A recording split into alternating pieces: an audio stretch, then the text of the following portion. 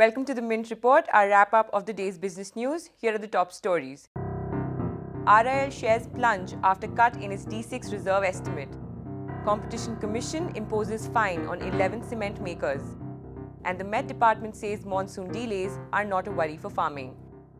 Shares of India's largest company, Reliance Industries, have plummeted after a dramatic cut in estimates at its leading hydrocarbons reservoir. Canada's Nico Resources, which is RIL's partner in its flagship KGD6 field, has reduced its estimate to just 1.93 trillion cubic feet from the earlier 9 trillion cubic feet. Nico owns 10% of the block, while RIL holds 60% and BP the remaining 30%. Despite the Sensex rising 0.8%, news of the revised estimates sent shares of RIL tumbling to 2.58% on the BSE. Once a lucrative asset for RIL, the D6 block has seen output steadily falling. What's more, the company remains mired in a dispute with the government about its compensation for development costs. RIL's alliance with BP is meant to stem the decline in production, though the new estimate from Nico could make that difficult. In other news, it's not been a good day for India's cement industry either. A clutch of top companies in the industry face a steep fine for allegedly colluding to raise prices.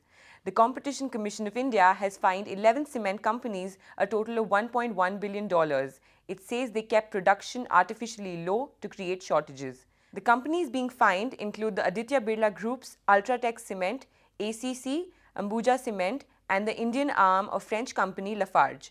News of the CCI's decision came after markets closed for the day, but industry watchers had been anticipating the penalty for some time now.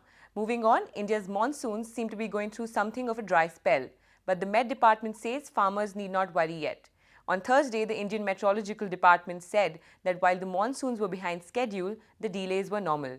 Monsoons are crucial for the farmers across India and in turn for the country's economy. So far, rains have been 26% below average since the beginning of the monsoon season. And finally, Indian markets rose on Thursday despite losses in global bourses. The Sensex jumped up 136 points to 17,033, and the Nifty climbed 44 to 5,165. Thursday's gains were fueled by falling prices of crude oil, and not surprisingly, many domestic oil companies led the rally. Shares of Hindustan Petroleum surged 4.35% on the BSE to 336, and Indian Oil gained 2.77% by the end of trade, while ONGC made a more modest gain of just under 1% to 275 rupees and 35 paise. And that's all we have for you. Thanks for watching.